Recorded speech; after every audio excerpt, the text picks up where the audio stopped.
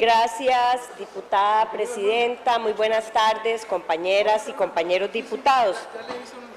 Hoy quisiera abordar dos puntos.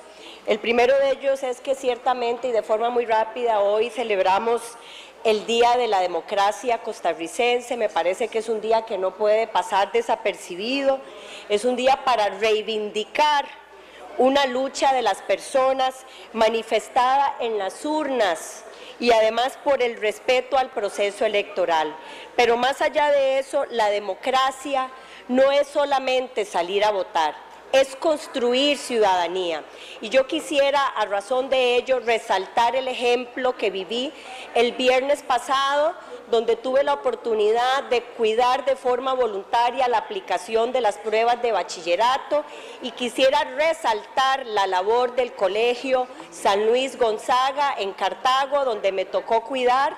323 estudiantes se hicieron presentes, todo el cuerpo docente apoyándolo, solamente una persona en huelga que casualmente esta semana cumple 2 meses de estar en huelga. Y quisiera resaltar esto porque me parece que de eso se trata celebrar la democracia, construir ciudadanía.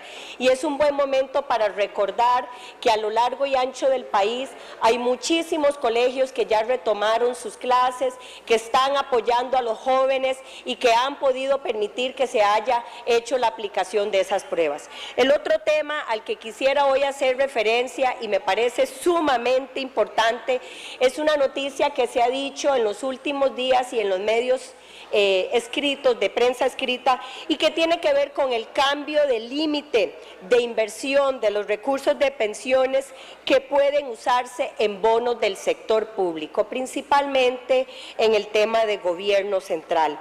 En otras palabras, el dinero que se puede usar de los fondos de pensión en más papel de gobierno o bonos de gobierno. Y yo quiero llamar la atención hoy en este plenario por 2 razones. Primero que nada, por el momento en el que se hace ese cambio en el reglamento.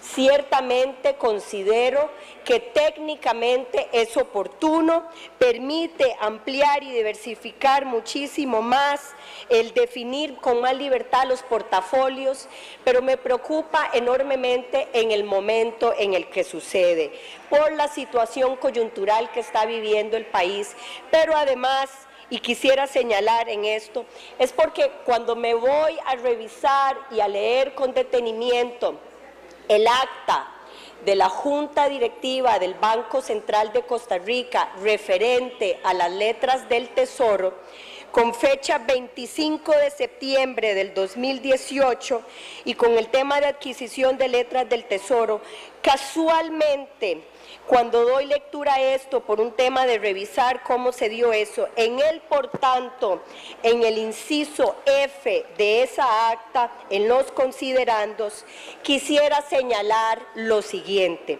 La Tesorería Nacional, en esa sesión de adquisición de letras del Tesoro, señala como una estrategia para garantizar el repago de las letras las siguientes fuentes de financiamiento, y voy a decirlo de forma textual: contratos de colocación trasladándolos de 600 a 800 millones de dólares, previstos para la tercera semana de noviembre. Recuperación de la inversión de Bancrédito por 200 millones de dólares antes del 31 de diciembre. Recursos provenientes de la amnistía fiscal sujeta a aprobación del proyecto Ley de Fortalecimiento de las Finanzas Públicas. Ingresos provenientes de las colocaciones de subastas y ventanilla. Reestructuración del 50% de inversiones de las entidades estatales por 700 millones de dólares y posibles modificaciones a la normativa del Consejo Nacional de Supervisión del Sistema Financiero relacionada con el límite de las operadoras de pensiones. De manera tal que a mí me preocupa enormemente, y resalto el momento en que se da esto, en una acta que se da el 25 de septiembre y el 16 de octubre, 21 días después, por coincidencia probablemente, se da el cambio en el reglamento de gestión gestión de activos. Pero además me llama poderosamente la atención cómo la Tesorería Nacional da una garantía que no estaba aprobada. ¿Cómo da en garantía fuentes de recursos de las operadoras, haciendo una modificación al reglamento de las operadoras de pensiones que no existía aún y que se aprueba hasta el 16 de octubre? Así que a mí me parece que en esta asamblea, y gracias a una moción que el Partido Liberación Nacional junto con Pedro Muñoz presentan, se ha convocado al superintendente de pensiones, al presidente del CONACYF en la Comisión de Asuntos Económicos, y estaremos también llamando a la Tesorera Nacional para que explique sobre esto. A mí me parece que son fondos de las personas lo que está en riesgo, y que aun y cuando el cambio en el límite no obliga a que se invierta en más bonos, en más papel de gobierno, sí podría abrir esa posibilidad. De manera tal que estamos llamados aquí, todas las y las diputadas, a ser consecuentes y a estar encima de esta situación.